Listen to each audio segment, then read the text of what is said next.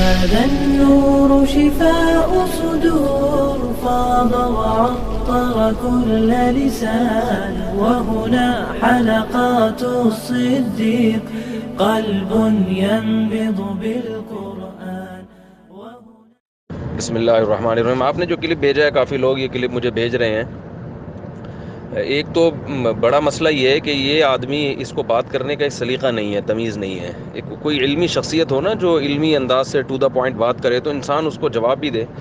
یہ بحث کو بہت زیادہ پیچیدہ بنا دیتا ہے، اور اسٹائل بھی آپ کو پتہ ہی ہے کہ بہت ہی کچھ بازاری قسم کا اسٹائل ہے. میری جو بات تھی وہ بہت تھوڑی تھی، اس کے لیے اتنا لمبے بیان کی ضرورت نہیں تھی. اس کے لیے 2-3 منٹ میں بات مکمل ہو سکتی تھی، اور کہہ سکتا تھا کہ مفتی طارق مسعود نے یہ جو بات کہی ہے اس کا یہ جواب ہے. اپنی تقریر زیادہ ہے، وہ بھی عوام پہ ایک امپریشن ڈالنے کے لیے کہ جیسے میں توحید کا بہت بڑا علم بردار ہوں اور توحید پر آیتیں پیش کی ہیں. جو آیتیں پیش کی ہیں ان کا ہمارے موضوع سے کوئی تعلق ہی نہیں ہے.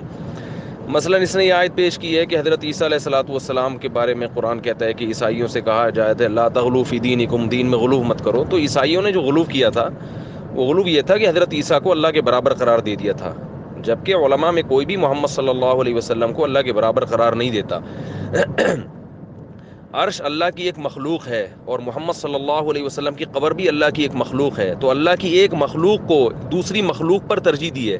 اس سے یہ کہاں لازم آتا ہے کہ اللہ کی توہین ہو رہی ہے؟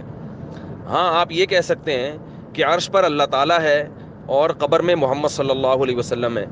تو جب اللہ نبی سے افضل ہے تو جس چیز پر اللہ ہے وہ چیز بھی نبی سے افضل ہوگی، یعنی نبی کی قبر سے افضل ہوگی.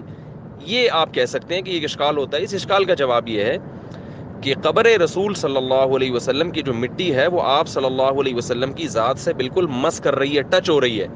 جبکہ عرش کے بارے میں یہ خود کہہ چکا ہے اپنی بات میں، تقریر میں، کہ اللہ عرش پر ہے مگر اس کی کیفیت ہمیں معلوم نہیں ہے. یعنی ہم یہ صاف لفظوں میں نہیں کہہ سکتے کہ اللہ کی ذات عرش سے ٹچ ہو رہی ہے، کیونکہ ظاہر ہے اللہ کا کوئی جسم نہیں ہے، اللہ کی کوئی باڈی نہیں ہے. تو اس سے یہی پتہ چلتا ہے کہ اللہ کی ذات عرش پر ہے مگر اس کی کیفیت ہمیں معلوم نہیں ہے. یہی وجہ ہے کہ حدیث میں آتا ہے کہ رات کے آخری حصے میں اللہ آسمان دنیا پہ آ جاتے ہیں. تو کیا ہم یہ کہہ سکتے ہیں کہ پھر اللہ کی ذات آسمان پر ٹچ ہو رہی ہوتی ہے، لہذا پھر آسمان کی فضیلت ہو جائے گی تمام جہانوں پر، یا عرش پہ بھی فضیلت ہو جائے گی؟ کیونکہ جب اللہ آسمان پہ آئیں گے تو عرش پہ تو نہیں ہوں گے. تو ظاہر ہے یہ باتیں اللہ کے بارے میں کرنا ممکن نہیں ہے ہمارے لیے، کیونکہ ہم یہ نہیں جانتے کہ اللہ آسمان دنیا پہ کیسے آتا ہے اور عرش پہ کیسے ہوتا ہے. تو اللہ کا جو عرش سے تعلق ہے وہ تعلق اس نوعیت کا نہیں ہے جیسا نبی کا اپنی قبر کے ساتھ جو تعلق ہے. لہذا اللہ کی ذات جب عرش سے ٹچ ہی نہیں ہو رہی ہے، یعنی اس کے بارے میں ہم کہہ ہی نہیں سکتے ہیں، تو اللہ کا عرش سے وہ تعلق ہوا ہی نہیں ہے جو نبی صلی اللہ علیہ وسلم کا اپنی قبر سے تعلق ہے. بس اللہ عرش جو ہے اللہ کی ایک مخلوق ہے، اس سے زیادہ ہمیں عرش کے بارے میں معلومات نہیں ہے. تو جیسے عرش اللہ کی مخلوق ہے تو اللہ کی بہت ساری اور بھی دیگر مخلوقات ہیں. تو اگر کوئی کسی اللہ کی مخلوق کو کسی دوسری مخلوق پر ترجیح دیتا ہے تو نہ یہ بدعت ہے، نہ اس میں کوئی شرک ہے، نہ اس میں اللہ کی گستاخی ہے، کچھ بھی نہیں ہے یہ. ہاں یہ کہیں گے کہ شریعت اس بارے میں خاموش ہے. جیسے اس نے بتایا کہ نبی صلی اللہ علیہ وسلم کی قبر جو ہے یہ عرش سے افضل ہے، اس کی کوئی دلیل نہیں ہے. واقعی دلیل نہیں ہے. دلیل نہیں ہونے کا مطلب یہ ہے کہ کوئی قرآن و حدیث میں اس پر ہمارے پاس نہ آیت ہے نہ حدیث ہے. لیکن ساتھ ساتھ یہ بات بھی تو ہے کہ عرش قبر سے افضل ہے، اس کی بھی تو قرآن و حدیث میں کوئی دلیل نہیں ہے. نہ قرآن میں کوئی آیت ہے نہ حدیث میں کوئی آیت ہے. اس نے جو آیتیں پیش کی ہیں وہ عرش کی فضیلت کی دلیل ہیں، افضلیت کی دلیل نہیں ہے. یعنی اس بات کی فضیلت کی دلیل ہے کہ عرش بہت عظمت والی چیز ہے، اس بات کی دلیل نہیں ہے کہ وہ تمام چیزوں سے افضل ہے. تو یہ تفقع اور بصیرت کی باتیں نہیں ہیں جو ایک پڑھے لکھے آدمی کو متاثر کریں. باقی میں نے یہ کہا تھا کہ ہاں چونکہ اس پر بھی کوئی دلیل نہیں ہے کہ عرش افضل ہے اور اس پر بھی کوئی دلیل نہیں ہے کہ قبر افضل ہے. جب شریعت میں کسی چیز پر کوئی واضح نص موجود نہیں ہوتی تو وہ اجتہادی معاملہ ہوتا ہے، اس میں اختلاف رائے کی گنجائش ہوتی ہے. آپ کو جس طرف آپ کا رجحان ہو آپ وہ عقیدہ رکھ سکتے ہیں، دوسرے کو ملامت نہیں کر سکتے. یہ جو اس نے بات کی ہے کہ عقیدے کے معاملے میں اختلاف کی اجازت نہیں ہے، یہ بھی جہالت پر مبنی ہے. عقائد کی 2 قسمیں ہیں. ایک وہ عقائد ہیں جن کو قرآن و سنت نے بہت ڈیٹیل سے تفصیل سے بیان کیا، اس میں اگر کوئی مخالف رائے رکھے گا گمراہ ہو جائے گا. اور عقائد کی دوسری قسم وہ ہے جس کو شریعت نے مبہم رکھا ہے، مجمل رکھا ہے، اس میں جب شریعت نے اس کو مبہم رکھا ہے تو شریعت نے آپ کو اختیار دیا ہے کہ آپ کا رجحان جس طرف ہے آپ وہ کر سکتے ہیں. یہی وجہ ہے کہ میں نے اپنے بیان میں یہ وضاحت کی تھی کہ میرا یہ عقیدہ نہیں ہے کہ قبر عرش افضل ہے. میرا عقیدہ کیا ہے وہ کچھ بھی نہیں ہے, کیونکہ یہ اسلام کے بنیادی عقائد میں سے نہیں ہے. قبر میں اس کے بارے میں سوال نہیں ہوگا. لیکن ایک آدمی کو فتنہ اگر پھیلانا ہو, وہ کسی کی بات کو کچھ بھی اٹھا کے کچھ بھی بتنگڑ بنا کے پیش کر سکتا ہے, جیسے کہ اس نے کیا ہے. اور لب و لہجہ ایسا ہے کہ جیسے دنیا میں اس سے بڑا کوئی عالم اور مفتی گزرا ہی نہیں ہے. دوسری بات یہ ہے کہ المہند المفند میں جب یہ عقیدہ لکھا گیا تھا تو سوال یہ پیدا ہوتا ہے, پوری دنیا کے علماء کو کے پاس یہ تحریر گئی تھی المہند المفند کی. عرب علماء نے اس کو بہت تفصیل سے پڑھا تھا. کسی ایک عرب عالم نے بھی یہ نہیں کہا کہ یہ گستاخانہ عقیدہ ہے, نہ بر صغیر کے کسی عالم نے کہا. اور وہ کتاب چھپتی چلی آ رہی ہے. یہ کہہ رہے ہیں کہ آج دنیا کے سامنے نہیں, المہند المفند بہت پہلے سے دنیا کے سامنے ہے. اور اس کے بارے میں مولانا خلیل احمد سہارنپوری میں فرما دیا تھا کہ یہ جو عقیدہ ہے کہ قبر افضل ہے یا عرش افضل ہے, اس میں یعنی ہمیں اس پر اصرار نہیں. اگر کوئی اس کے خلاف عقیدہ رکھنا چاہے تو بھی ٹھیک ہے. تو المہند المفند میں بھی سارے عقائد ایسے نہیں ہیں جو بنیادی اسلام کے عقائد ہیں. کچھ ایسے ہیں جو انہوں نے صرف اپنے آپ کو ڈیفائن کرنے کے لیے کہ ہم گستاخ رسول نہیں ہیں, ہم نبی صلی اللہ علیہ وسلم کی تعظیم کرتے ہیں. تو پوری بحث اس کی میں نے ایک تو سنی اتنی مشکل سے ہے کیونکہ یہ ایک لب و لہجہ ایسا ہے کہ علمی باتیں نہیں ہوتی. اب بھلا اس بات کا نبی کے سجدے سے کیا تعلق ہے کہ نبی نے اپنے سجدے سے منع کیا, نبی نے فلانے سے منع کیا, نبی نے فلاں کام سے منع کیا. تو اس کا ہماری اس بحث سے کیا تعلق ہے؟ ٹو دا پوائنٹ اتنی بات کرنی چاہیے تھی کہ اللہ کی ذات عرش سے ٹچ ہو رہی ہے اور نبی کی ذات قبر سے ٹچ ہو رہی ہے. جو مخلوق اللہ سے ٹچ ہو رہی ہے وہ قبر سے یقیناً افضل ہوگی. اس پر کوئی بحث نہیں کی اس نے, بلکہ خود اقرار کیا ہے کہ اللہ کی ذات عرش پر ہے مگر ہمیں اس کی کیفیت معلوم نہیں ہے. تو اس لیے جب اللہ کا عرش سے اتنا گہرا رشتہ نہیں ہے جتنا قبر سے نبی کا رشتہ ہے, تو اس بیس پر ہم یہ کہتے ہیں کہ یا علماء نے یہ بات کہی ہے کہ قبر رسول صلی اللہ علیہ وسلم کو عرش سے افضل قرار دیا گیا, اس بنیاد پر کہا گیا ہے. لیکن میں نے بتایا کہ چونکہ اسلام کے بنیادی عقائد میں سے نہیں ہے تو لہذا کوئی اس کے خلاف رکھتا ہے تو بھی ٹھیک ہے, بلکہ بہتر یہ کہ کچھ بھی عقیدہ نہ رکھے. قبر میں اس کے بارے میں سوال نہیں ہوگا, لیکن فتنہ پرست لوگ ہیں, ان کو کچھ بھی مل جائے وہ اٹھا کے بتنگڑ بنا سکتے ہیں. کہ نہیں, یہ کلپ کے جواب میں پھر ایک نئی فضول چیز لے آئے گا اور بولے گا کہ وہ اللہ نے جب اس کو اپنا تخت کہہ دیا تو اللہ کا جو تخت ہے جیسے بادشاہوں کا تخت ہوتا ہے تو اس کی تو بڑی فضیلت ہے. تو پہلی بات یہ کہ بڑی فضیلت کے ہم منکر نہیں ہیں, لیکن تخت جو ہے, تخت جیسے بادشاہ لوگ تخت پہ جلوہ افروز ہوتے ہیں تو ایسے ہی کیا اللہ بھی تخت پہ اسی طرح سے جلوہ افروز ہے؟ یعنی جس طرح بادشاہ کا پایہ تخت ہوتا ہے, کیا بالکل اسی معنی میں اللہ کا عرش جو ہے وہ اللہ کا پایہ تخت ہے؟ ظاہر ہے یہ کہنا ہمارے لیے ممکن نہیں ہے. تو اس تخت کی بھی کیفیت مجہول ہے, لہذا یہ کبھی نہیں دعویٰ کیا جا سکتا کہ وہ تخت بالکل ایسے ہی ہے جیسے عام بادشاہوں کا تخت ہوا کرتا ہے. تو جب یہ کہنا ممکن نہیں ہے ہمارے لیے تو اس تخت کو اس تخت پر قیاس کرنا بھی ممکن نہیں ہے. لہذا اس تخت کو باقی تمام چیزوں پہ قیاس کر کے فضیلت دینا بھی ممکن نہیں. جب قیاس ممکن نہیں ہے تو اس قیاس کی جو آگے تمام بنیادیں وہ تمام بنیادیں ختم ہو جاتی ہیں. تو اس لیے اس بارے میں شریعت مبہم ہے, خاموش ہے, مجمل ہے. تو اگر کسی کو کوئی بھی عقیدہ رکھنا ہے اس میں رکھ سکتا ہے, لیکن دوسرے پہ ملامت نہیں کر سکتا. تو لیکن یہ لوگ ظاہر ہے میں نے جیسے بتایا کہ فتنہ پرست لوگ ہیں, اٹھا کے کہیں سے بھی کوئی چیز, تو بڑا خوشی ہوتی ہے اس کو, جیسے کسی عالم کے بیان میں کوئی نیگیٹو چیز ملتی ہے نا تو ایسا اس کے چہروں پہ کلپ سے لگ رہا ہوتا ہے, اتنا خوشی کے آثار ظاہر ہوتے ہیں جیسے ایک بہت بڑا ایک حربہ ہاتھ میں آ گیا, فتنہ پھیلانے کا ایک بہترین موقع مل گیا. ان سے بولو ان کاموں کو چھوڑ کر کوئی اصلاح امت کے کام کرو, کوئی غیر مسلموں کو مسلمان کرو, کوئی لوگوں میں روحانیت پیدا کرو, نماز روزے کی طرف لے کر آؤ. علماء دیوبند نے بھی مہند میں ایک دفعہ لکھا ہے, باقی اس کی کوئی پرچار نہیں کی ہے. علماء دیوبند کی جو خدمات ہیں آپ پوری دنیا میں جا کے دیکھ لو, تبلیغی جماعت علماء دیوبند نے نکالی ہے, پوری دنیا میں عقیدہ توحید کی پرچار کر رہی ہے, ہزاروں لاکھوں غیر مسلموں کو مسلمان کر چکی ہے. یہ کہتا ہے کہ یہ جو علماء ہیں یہ گستاخ رسول ہیں اور توہین رسالت کے مرتکب ہیں اور ختم نبوت کے منکر ہیں, اس طرح کی فضول اس نے دعوے کیے ہیں. دیکھ لو ختم نبوت پر پوری دنیا میں کام کون سب سے زیادہ کر رہا ہے. سب سے بڑی بڑی تحریکیں اس وقت علماء دیوبندی کی ہیں جو ختم نبوت پہ کام کر رہی ہیں. اس نے ختم نبوت کے عقیدے کے دفاع کے لیے کبھی ایک انگلی کا ایک ناخن بھی نہیں کٹایا ہوگا, اور علماء دیوبند نے اپنی جانیں پیش کی ہیں. آج بھی دیکھو یورپ میں, لندن میں جا کے سہیل بابا صاحب کی محنتوں کو آپ جا کے دیکھیں, کس طرح ہزاروں قادیانیوں کو انہوں نے مسلمان کیا ہے. کچھ دن پہلے میں نے چند قادیانیوں کو ان کے پاس بھیجا, الحمدللہ وہ تبلیغ سے انہوں نے اسلام قبول کیا.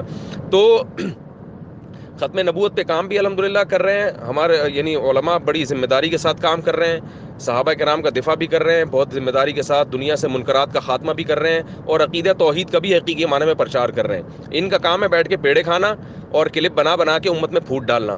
اور باقی یہ جو باتیں کرتا ہے کہ یہ اپنے بابے کا دفاع کرتے ہیں, بابے جس کا باپ ہوتا ہے وہ اپنے باپ کا دفاع بھی کرتا ہے, جس کا کوئی باپ ہی نہ ہو وہ کہاں سے دفاع کرے گا.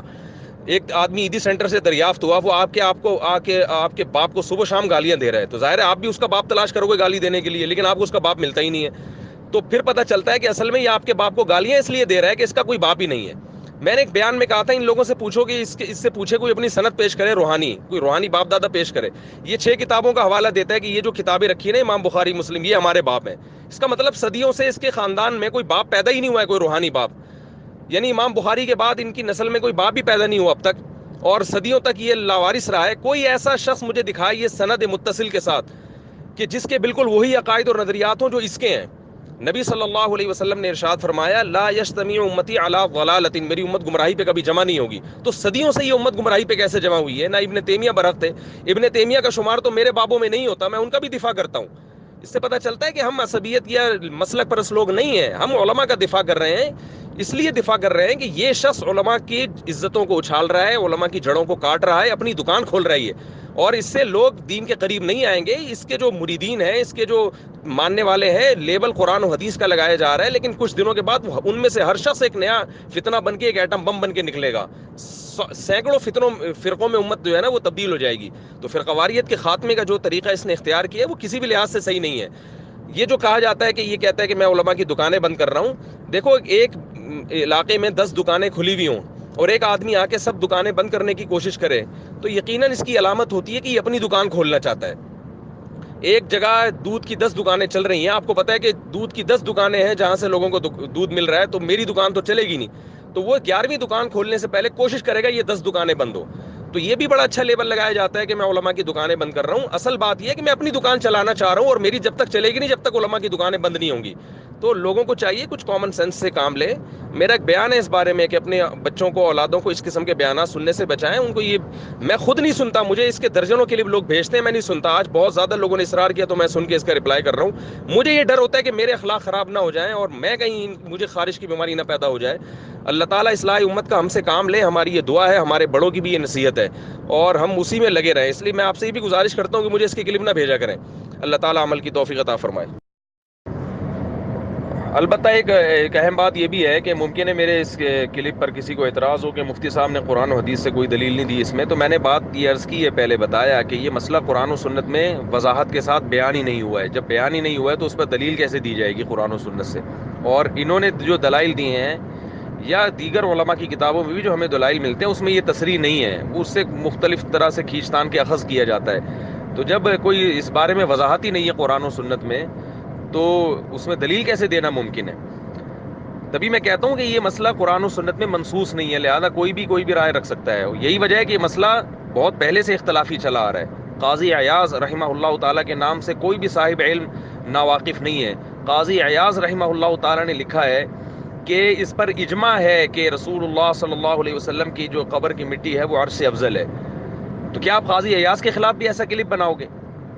اگرچہ قاضی عیاض کی اس بات پر ابن تیمیہ رحمہ اللہ تعالیٰ نے جو قاضی عیاض کے بعد کے ہیں اور ان کا مقام اور مرتبہ بھی قاضی عیاض جیسا نہیں سمجھا جاتا، انہوں نے رد کیا ہے قاضی عیاض رحمہ اللہ تعالیٰ کے اس قول پر. انہوں نے کہا کہ ایسا اجماع نہیں ہے، اور ابن تیمیہ نے جو